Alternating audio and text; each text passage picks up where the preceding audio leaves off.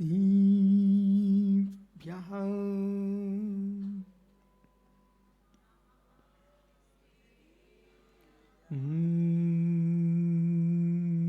नमः सिद्धिभ्यः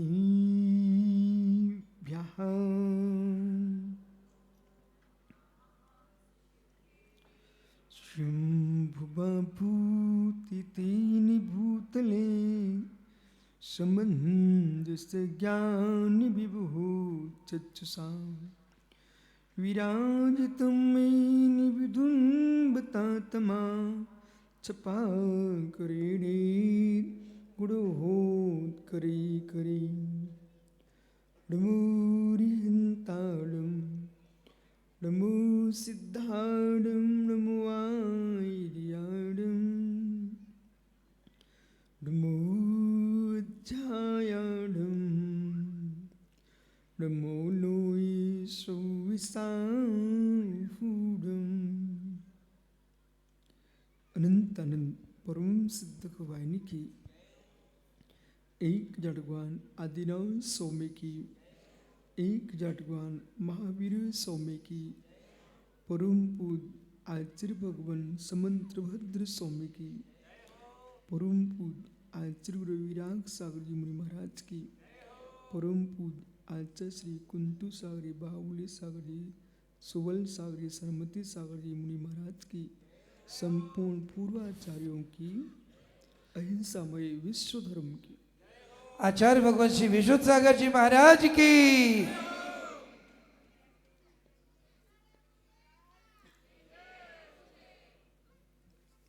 भवबंधु अंतिम तीर्थ और दबाई स्वामी के शासन में हम सही विराजते हैं। तीर्थंकर जनेन्द्र की पीयूष देशना जनेन्द्र वाणी मनीषियों जगत कल्याणी है। ये सर्वज्ञ शासन नमोस्तु शासन जयवंतो वितराग श्रवण संस्कृति भगवत अरहत परमेश्वर तीर्थंकर जनेश्वर वर्धमान स्वामी ने विश्व वसुंधरा को वस्तु के वस्तुत्व का सत्याद्भुत प्रदान किया है। आचार्य प्रवर समंत्रभद्र स्वामी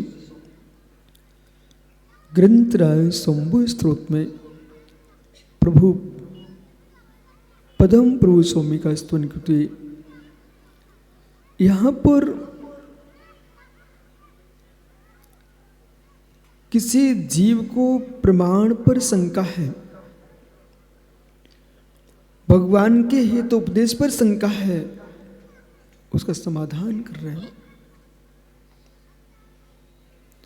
हित उपदेश उनके लिए है जो हित चाहते हैं, हित उपदेश उनके लिए भी है जो हित नहीं चाहते हैं, तब भी हित का उपदेश है। हित उपदेश को प्राप्त करना बहुत कठिन काम है। उपदेश प्राप्त करना सरल है, हित उपदेश कठिन है। ज्ञानियों, जिस जीव का मिथ्यात्व का विगलन होने का समय आ गया है, वो हित का उपदेश सुनता है, या जिसने सम्यक प्राप्त कर लिया है वो हित का उपदेश सुनता है, और जिसका तीव्र मिथ्यात्व का उदय है उसके हित का उपदेश समझ में आता ही नहीं।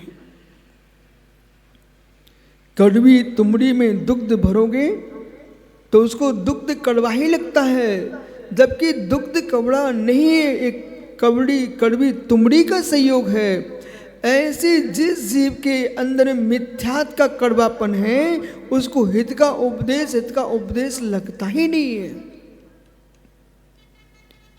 ताहि सुनो भव मन थिर आन, जो चाहो अपना कल्याण। ओहो, जो चाहो अपना कल्याण, अपना कल्याण। जो अपना कल्याण करना जानता है वो जगत का कल्याण करने में सहकारी हो सकता है। विश्व में चंद्रमा ने शीतलता प्रदान की कि चंद्रमा शीतल है। संजय भाई, चंद्रमा शीतल है कि चंद्रमा ने शीतलता प्रदान की? वो आज तो तुम्हारे चंदा बाबा आई गए। देखो नादनी में लाइन लगी हुई है। इस मिट्टी का नियोग, सहयोग, समाज की आस्था, जिनसेन की पुरुषार्थ, इतनी मुराद। चंद्रप्रभु सागर जी कब से तुम्हारी इंतजारी कर रहे थे। धर्मसेन जी पूछ रहे थे कब आ रहा चंदा बाबा। ओहो, बोले आकाश में तो रोज दिखता चंदा बाबा, लेकिन मंच में कब आ रहा चंदा बाबा। अब चंदा बाबा भी आ गया है। तो चंद्रमा जो है वो शीतल है कि शीतलता देता है?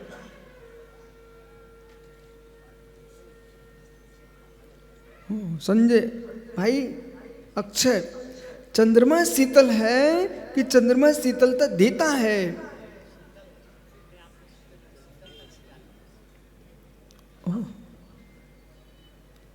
क्या नहीं, चांद किसी को शीतलता देता नहीं, चांद सब में शीतल होता है, इसलिए जगत शीतलता प्राप्त कर लेता है। ऐसे ही जो अपना हित कर लेता है वो दुनिया का हित कर सकता है। जो अपना हित करना नहीं जानता है वो दुनिया का हित कर नहीं सकता। जो स्वयं का हित करना जानता है वो दूसरे के हित का कारण बन सकता है। चांद शीतल है इसलिए जगत को शीतलता मिलती है, पानी शीतल है इसलिए जगत को शीतलता मिलती है, और ज्ञानियों गन्ने का रस नांदनी का मीठा है इसलिए जगत को मिठास मिलता है। ऐसे ही साधु स्वभाव है तो जगत साधु हो जाता है। तीर्थंकर भगवंत, आप कभी दहीगांव गए? दहीगांव अपना एक तीर्थ है, महाराष्ट्र में दहीगांव तीर्थ भूमि है। दहीगांव में चंद्रप्रभु सागर जी आप तो गए हो, बगल में शिविर करके आए आप नाते पोते। दहीगांव के मान स्तंभ पर आचार्य जिनसेन स्वामी ने महापुराण में एक श्लोक लिखा। उस श्लोक के अनुसार दहीगांव का मानस्तंभ बना हुआ है। अभी तक आपने गाय को, शेर को एक घाट पर पानी पीते देखा? सभी जगह चित्र बने मिलते हैं, पर दहीगांव के मानस्तंभ में सिंह और हाथी एक साथ कीड़ा कर रहा है। मतलब जो कि जन्म जाति विरोधी है, सिंह हाथी को देख कर तुरंत आक्रमण करता है, लेकिन दहीगांव के मानस्तंभ पर शेर और हाथी एक साथ कीड़ा कर रहे हैं। हे मित्र, ये वीर का शासन है। ये नेवला और सांप एक साथ बैठते हैं, ये वीर का शासन है। सिंह और गाय एक साथ होते हैं, ये वीर का शासन है। ये हमारे देश के संपूर्ण दिगंबर एक साथ बैठे हुए हैं, इसका नाम नादनी है। ये वीर का शासन है। शीतलता पाहिजे, शीतलता पाहिजे मित्र, शीतलता चाहिए है तो चांद के नीचे आओ, पानी के पास जाओ। हित उपदेश, हित का उपदेश वो ही दे पाते हैं हित उपदेश में लगे होते हैं।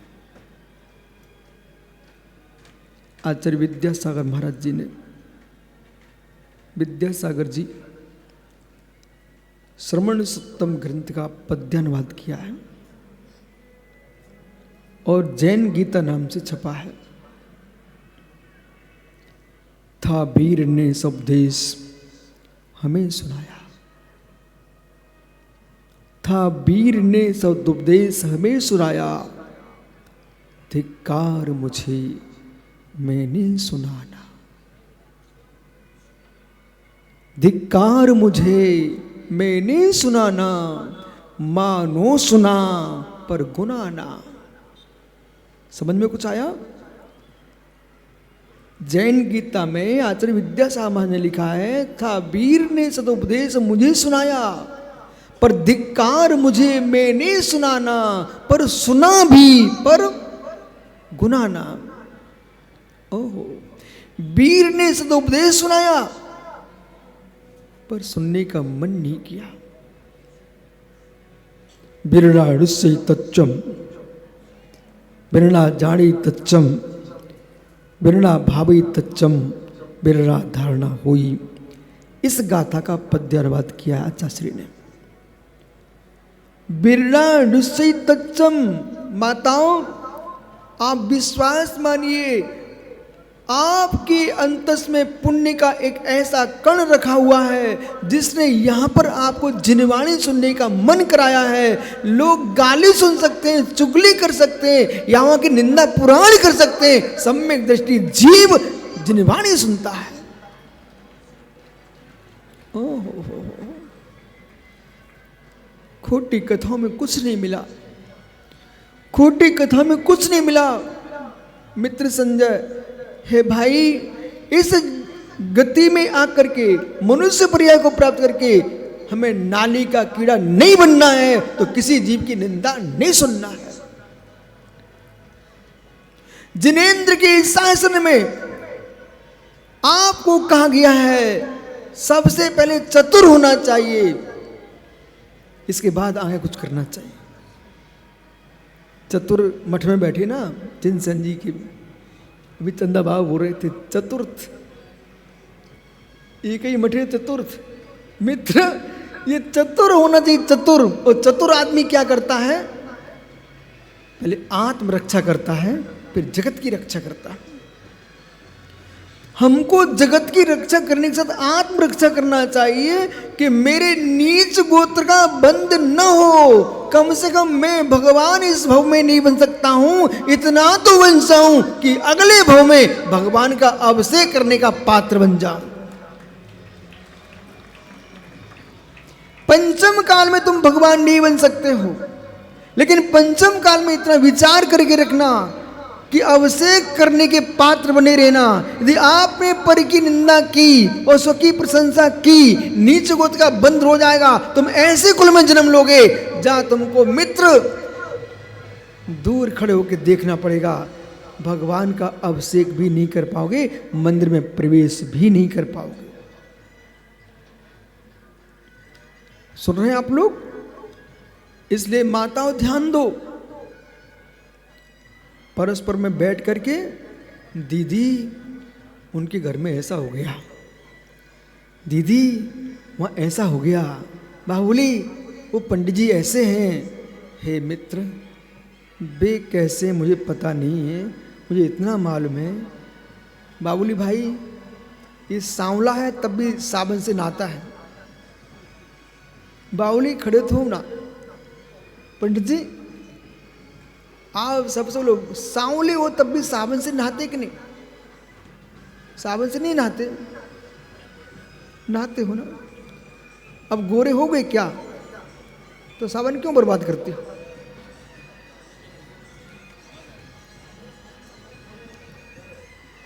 ज्ञानी नहीं होंगे ना। विषय ये, यदि विद्वान पंडित बाहुली एक जगह स्नान करने गया, वो अपने घर का साबुन लेके गया, इसी बीच में वो राजेंद्र कलाकार आ गया, तो बाहुली ने क्या किया, साबुन लगाया और तुरंत ही साबुनदानी में रख दिया। बोले क्यों? यदि मैं इसको यूं ही छोड़ दूंगा तो घुल जाएगा, और कहीं ये राजेंद्र कलाकार है, ये कुछ भी मांग लेगा। और इसने कहा मुझे साबुन दो बाहुली पंडित जी, मुझे भी स्नान करना है, तो मेरे 100 रुपए का साबुन व्यर्थ चला जाएगा। ओ मित्र, तुम दूसरे को 100 रुपए का साबुन देने के लिए यूं करे व्यर्थ चला जाएगा। आपने करोड़ों भोए पुण्य किया था, उसे तुम मनुष्य बने, जैन कुल मिला है, उज्जवल धर्म मिला है, और यहां आकर के तुमने व्यर्थ की बातें की तो तुम्हें मित्र तुम्हारा जीवन साबुन से ही बेकार है। एक साबुन की इतनी कीमत कि व्यर्थ में नहीं जाने दूंगा, मैं दूसरे को नहीं दूंगा, तो दूसरे की बातों को कहने में अपने आयु कर्म के निश्चय नष्ट क्यों कर रहे हो? इतना कर लो मत, माताओं सुनो ना, इतना कर लो मात्र कि अगला भाव ऐसा मिले कि इसी प्रकार से जैसे नादिनी में पंचरण प्रतिष्ठा महामहोत्सव पर आप उपदेश सुनने आए हो, इतना पुण्य का बंद कर लो, अगले भाव में तीर्थंकर के समुद्र में मैं नारियों की कोठे में जाके बैठूं। अहो नरो, आप इतना पुण्य कर लो कि मनुष्यों के कोठे में ही नहीं, तुम दिगंबर मुनियों के कोठे में बैठो। हम लोग तो पुरुषार्थ कर रहे हैं कि प्रभु तीर्थंकर बनूं ना बनूं, कम से कम आपका गर्दन बन के बैठ जाओ। चंदा प्रभु जी मित्र जगत की सभाओं में अनंतवार बैठा है, जगत की गोष्ठियों में अनंतवार बैठा है। बेगोष्ठियां राजेंद्र आचार्य कुंद कुंद स्वामी कह रहे हैं, विषय कसाय गाढ़ो, जहां विषय कसाय की वृद्धि हो, दुष्ट गुष्ट गोष्ठ जो दो, दुष्टों की गोष्ठी में बैठना ये अशुभ उपयोग का लक्षण है। बाहुबली, यदि कोई विद्वान कह रहा कि धर्मसेन महाराज जी ने मुझे डांट दिया, मित्र उस विद्वान से दूर चले जाना। बोले आपने ऐसा बोला कि धर्मसेन महाराज ने डांट दिया, तुमने ये क्यों नहीं बोला कि एक बर्तन में पिचक हो गई, दब गया, हम शिल्पकार के पास ले गए, पैसा दे के ठुकवाने ले गए थे। समझ में आ रहा है मैं क्या बोल रहा? हिंदी पैसा दे करके ठीक करवाने गए, गुरु महाराज ने बिना पैसा लिए तुम्हारी पिचक मिटा दी, डाटा नहीं है। सोच, आप अपना काम बंद नहीं करना, काम बंद नहीं करना। जब अधिक मिठाई खाते हैं ना लोग, उनको शुगर हो जाता, फिर कड़वा चिरायता, कड़वा करेला खिलाना पड़ता है। पूछो विद्यानंद जी से, कड़वा करेला क्या बोलते महाराष्ट्र में हैं? अगल का है, कड़ी कड़ी मतलब करेला, समझ गए ना? कारले, और मित्र कारले चलाना पड़ता, कारले अधिक गुड़ मीठा खाने वाले के लिए। ऐसे ही गुरुजन भी समझते हैं, शिष्यों को ज्यादा मीठा देंगे ये बिगड़ जाएंगे, इनको शुगर हो जाएगा, इसलिए धर्मसेन की डांट का करेला भी खाना चाहिए। ओहो, अनुशासन। मित्र बसा, पंडित जी एक साबन हम दूसरे को देना पसंद नहीं करते हैं। हमारे जीवन का निषेध, जीवन के क्षण इतने सस्ते नहीं हैं। ओ हो, कहूँ क्या? अनुभव में देखो, अनुभव में देखो, समय उतना ही है, समय बहुत कम है, समय बहुत कम है। जिनसेन कालोत्थवो वयंत दुम्मेहा तन्नविसक्यभ्यम जम जम्बड़म खम कुड़ई। कालोत्थवो, काल थोड़ा है, वयंत दुम्मेहा, एक पंचम काल की बुद्धियां दुर्बुद्धि हो चुकी है। पंचम काल की बुद्धियां इतना सुनो, इतना समझो, इतना पढ़ो, तब भी चढ़ता नहीं है। हमारे आचार्यों ने ग्रंथ लिखे, भद्रबाहु स्वामी से लेकर के मित्र कुंद कुंद स्वामी, पुष्दन भूतबली स्वामी, पूज्यपा स्वामी और उपदेश देने वाले हमारे आचार्य शांति सागर, महावीर कीर्ति, विमल सागर, विद्यानंद, देशभूषण मित्र इतने बड़े बड़े धुरंधर आचार्य हो गए। क्या करूं, पर्वतों पर पानी तो गिरा ही गिरा है, पर्वतों पर पानी तो गिरा ही गिरा है, पर वृक्ष नहीं उग पाया। चट्टान पर पर्वतों पर पानी गिरा और फसल उगी खेतों पर। मित्र, जहाँ ढलान होता है वहीं पानी होता है, जहाँ विनय होता है वहाँ जिनवाणी का सिद्धांत समझ में आता है।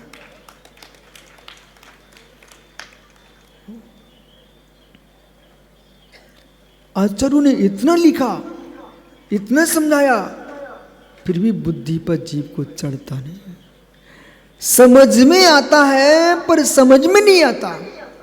ए विद्याधर पुत्र, ओ विद्यासागर पुत्र, क्या कर रहा है? देखो भाई, एक आचार्य विद्यासागर हमारी समाधि हो गई, एक विद्यासागर वहां बैठे हुए हैं और एक विद्यासागर का बेटा यहां खड़ा हुआ है। अब कोई हमारे पास आज लड़ने लग जाए, बोले आप विद्यासागर का बेटा कैसे बोल सकते हो? मित्र, तुम क्यों लड़ रहे हो? नाम निक्षेप है, वो मुनिराज विद्यासागर हैं, वे आचार्य विद्यासागर हैं, ये बालक के पिता का नाम विद्यासागर है, लड़ते क्यों हो? अर्पिता निर्पित सिद्धे। इसलिए बहुत सारा विषय तो चंदा प्रभु जी ऐसा है कि व्यक्ति देखते नहीं है, व्यक्ति जानते नहीं है और जानना भी नहीं चाहते हैं, सुनते ही लड़ना प्रारंभ कर देते हैं। उन्हें बोध होना चाहिए है कि श्रद्धा कितनी गहरी होती है। एक शिष्य, ये सिद्धसेन बैठे हुए हैं, एक दिन ये घटना घट गई। बाहुली सागर महाराज सम्मेशकर की यात्रा को जा रहे थे और मधुवन सामने दिख गया और जिनसेन अपने गुरु के, सिद्धसेन अपने गुरु के आगे जाने लगे तो कोई क्या बोलेगा, कैसा शिष्य, कैसा शिष्य गुरु के आगे आगे दौड़ता है, जबकि आगम में लिखा है नीचम ठाणम नीचम गमनम। शिष्य से नीचे बैठना चाहिए, नीचे विश्राम करना चाहिए, नीचे गमन करना चाहिए, कभी गुरु के सामने बोलना नहीं चाहिए, आगे नहीं दौड़ना चाहिए। फिर भी सिद्धसेन आगे दौड़ रहे थे। मैं समझिए, तुम अनेकांत को नहीं जानते हो, इसलिए तुमने प्रश्न किया। एक शिष्य अपने गुरु के आगे जा रहा था, बोले क्यों? लोग चिढ़ गए और गुरु से शिकायत कर दिए, गुरु जी अब तो संग बिगड़ गया। बोले क्यों? ये आगे आगे दौड़ रहा है। शिष्य लौट के आया, गुरु जी नमोस्तु, मारी ठीक है, अब चलो आगे। क्यों? वहाँ पर पुलिया टूटी थी, हमारे गुरु कहीं गिर ना जाए। मित्र, गुरु को खरांच नहीं आना चाहिए, शिष्य आरुण से मिलो। हुआ क्या था बाबूली, वहां लोगों ने घेर लिया आचार्य महाराज को और बंदूक के सामने खड़ी कर ली। याद है आपको? बंदूकें तान दिए, बोले 5 लाख रुपए दो, अपने भक्तों से दिलाओ, तब यहां से निकलने देंगे आपको। आप भी थे, देखो प्रमाण के साथ बोल रहा हूं, ये भी थे मोटे महाराज, ये बेलान बीच के सब थे। आचार्य महाराज खड़े हो गए, कोई नहीं मिला। चंदा बाबा, ये सिद्धि सागर मिल गया, सिद्धसेन। बोले यही दिख रहा था जहाँ चटर पटर, जिनसे आप भी थे? हाँ, ये भी थे साथ में। वो मालूम पारसेन भी थे, ये सभी लोग थे। जिनसेन कुछ बोलना चाहते थे, सिद्धसेन, गुरु महाराज ने कह दिया शांत रहो। इनके सामने बंदूक लगा दी। बोले बहुत बोलता है, बोले छोड़ूंगा नहीं, बोले खड़ बैठ के लगाओ।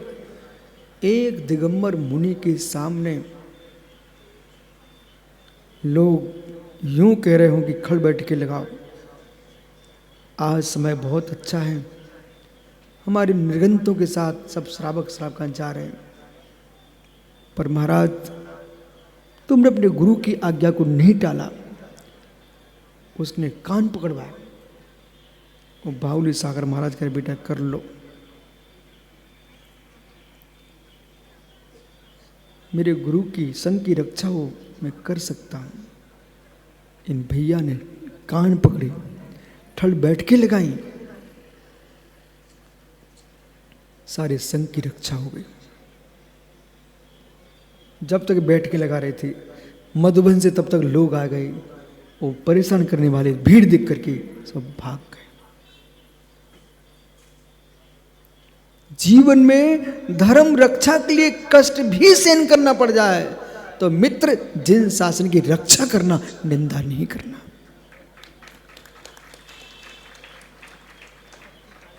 यदि आपके गुरु महाराज स्वर्ग में देख रहे होंगे ना, तो धर्मसेन जी आज भी कह रहे होंगे कि मेरे शिष्य ने ऐसा किया था।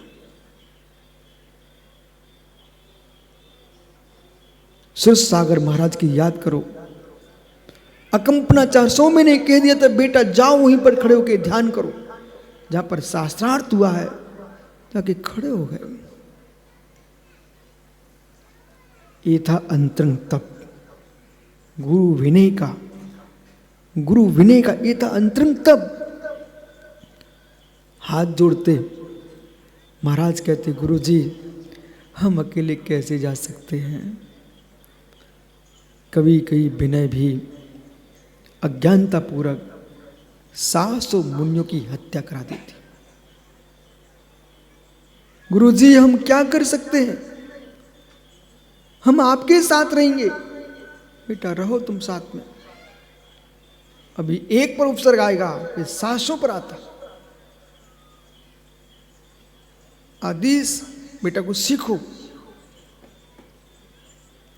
जिस क्रिया से, जिस कार्य से धर्म धर्मात्मा की अवहेलना हो, उस क्रिया उस कार्य को कभी दूर से ही छोड़ देना। वो भक्ति भी मत करना, वो भक्ति भी मत करना जिस भक्ति से जिन शासन की अवहेलना हो जाए। जैसे कि महाराज धर्मसेन महाराज अपने कक्ष में सामायिक में लीन थे। उधर सौधर्म इंद्राणी के मन में भाव आया, अरे मैंने तो आज महाराज की आरती नहीं उतारी। वो कब इच्छा हुई 10 दिन रात्रि के 10 बजे, और मैं तो भक्ति करूंगा, आरती उतारूंगा।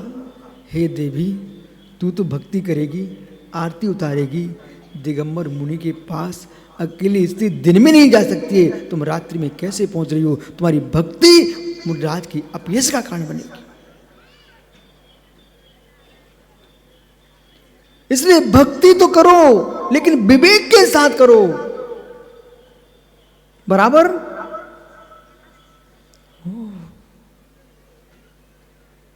बराबर रात्रि के 10 बजे सौदर मंदिर की इंद्राणी को याद आया कि मुझे धर्मसेन महाराज की आरती करने जाना है। हे देवी तेरी श्रद्धा में कमी नहीं है, पर तेरे विवेक में कमी है। विवेक में कमी है। मुनिराज चंदाप्रभु सागरी आहार के लिए निकल पड़े। अच्छे भाई को याद आया आज इनकी अगवानी हुई है, आज ये नए महाराज हैं। अरे मैंने पैर तो छुए ही नहीं है। और जैसे ही वे अंजलि लगाई और एक कदम आगे रखा, उसने हाथ डाल दिया। महाराज धड़ाम से नीचे गिर गए। मित्र तूने कौन सी भक्ति की है, विवेक नहीं था, तो हाथ तो डाल दिया पर इतना ध्यान नहीं रख पाया कि मुनिराज की आसाधना हो जाएगी, अंजलि खुल गई, उनका उपास हो जाएगा, इसे दूर से नमोस्तु कर लो।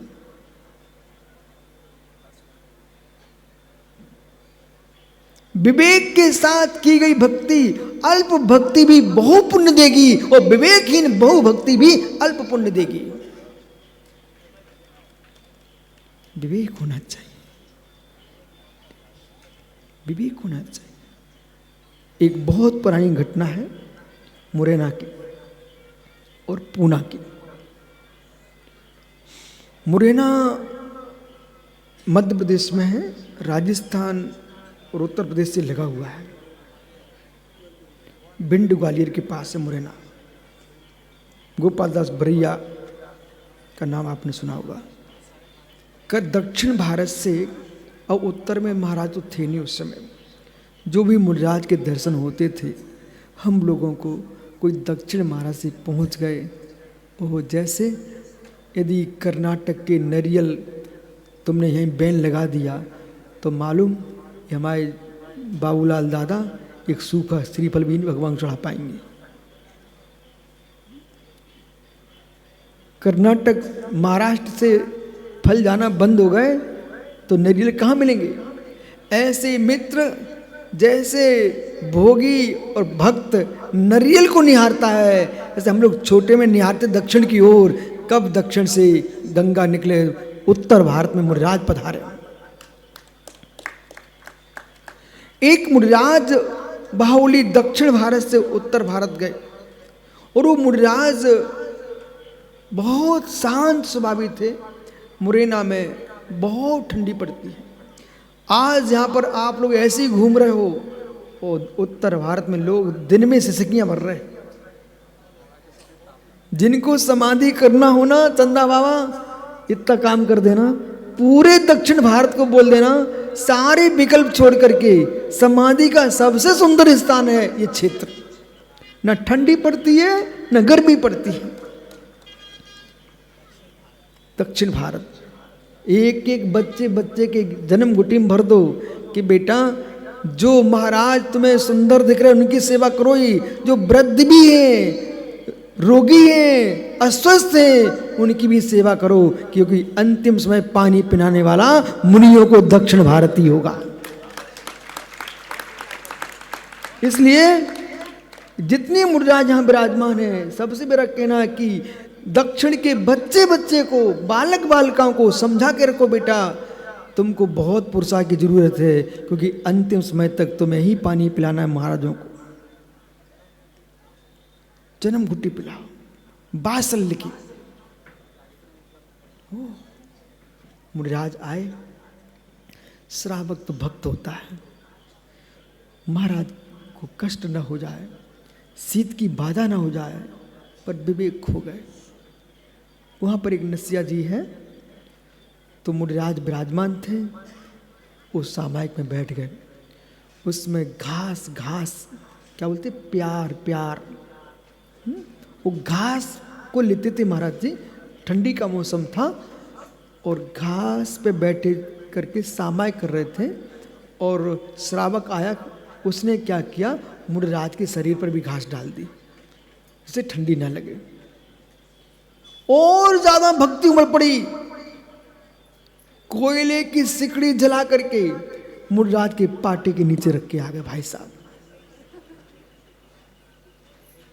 और सकली लगा गए। भक्ति तो थी। सुबह पहुंचते जब समाज, महाराज के कमरे से धुआं ही धुआं निकल रहा था, और गेट खोला तो कुछ नहीं मिला। एक कंकाल ध्यान में लीन बैठा दिखाई दिया। ऐसे मुनिराज को चरणों में कोटि कोटि प्रणाम हो कि आपने ये पंचम काल में अभी के मुनिराज थे। समाधि हो गई। भक्ति तो थी, विवेक नहीं था। मुरैना में छतरी बनी उनकी। दूसरे पूना की घटना सुनिए। एक ऐसा भक्त मिल गया, बोले भगवान का पंचामृत होता है, महाराज का होता ही नहीं है, अपन महाराज का भी करेंगे। भाई कर मत देना, ये नहीं हमारे वृद्ध महाराज समुद्र सेन को तुम एकदम ऊपर भेज दो, आ जाए समुद्र सेन। मालूम बाहुली उसने क्या किया, ज्ञानी ने, महाराज ध्यान में सामायिक को बैठे, वो भर भर के बढ़िया मटके मिट्टी के भर भर के दूध दही सब लेके पहुंच गया।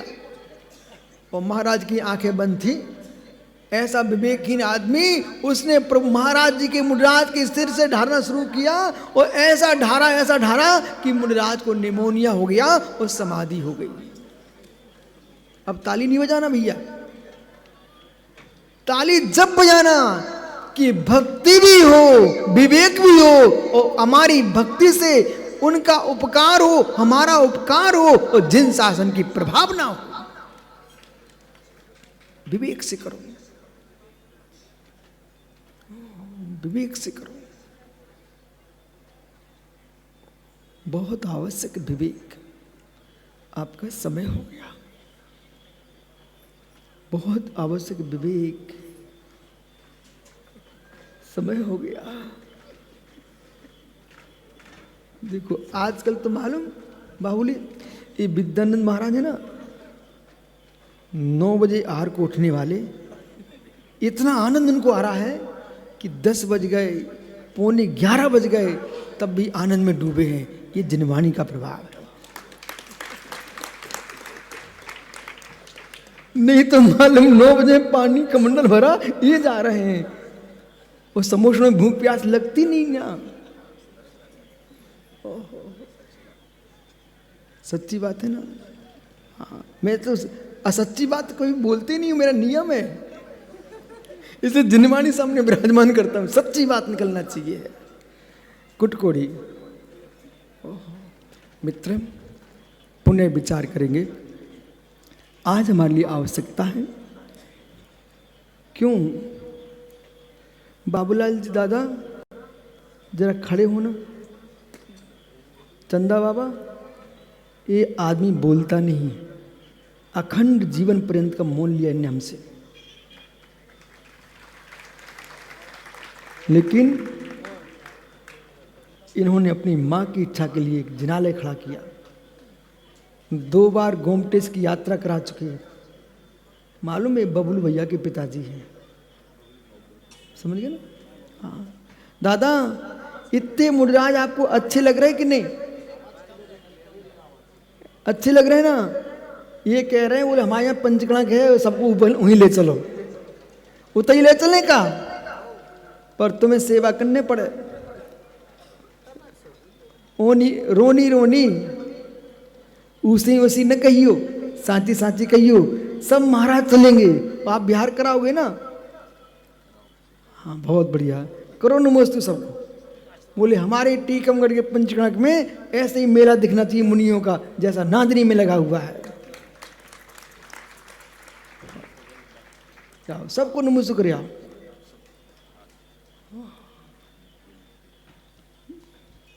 बहुत आनंद है। कोई ज्ञानी व्यक्ति, संजय तुम्हारे घर में कोई अच्छा कार्यक्रम हो, नादरी में मालूम जैनों के घर में, अजैनों के घर में मेहमान ही मेहमान आए हैं और हजार हजार लड्डू बन रहे हैं। जब बेमुस्कुरा रहे हैं तो हमारे घर में भी ये मेहमान आए हैं, हम क्यों नहीं मुस्कुराएंगे? दिगंबर मुनिराज माँ मेहमान है, माँ मुनिराज जिनसेन, सबको नमस्ते कर लो। अपने मेहमान आए हैं सब। देखो अपन लोग तो वास्तव हैं, यहाँ पहले से ही हैं। जो जो नए नए महाराज आ रहे हैं, कल गौतम स्वामी आए थे, कौन से, आज चंद्रा स्वामी जी आए। मित्र चंद्रा स्वामी नहीं, चंदा प्रभु।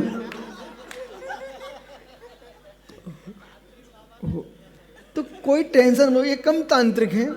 एक छड़ी उठाते हैं, कितने सारे बच्चे खड़े हो जाते हैं यहाँ पर। महातांत्रिक आदमी है। इसलिए ज्ञानियों अपने जीवन में परम तत्व को प्राप्त करें, यही जिनवाणी का सार है। पुनः विचार करेंगे। आत्मा शुभावम परिभाव भिन्नम, आत्मा स्वभावम परिभाव भिन्नम। आत्मा का स्वभाव पूर्व से अत्यंत भिन्न। भगवान महावीर स्वामी की जय बोलो आचार्य भगवान।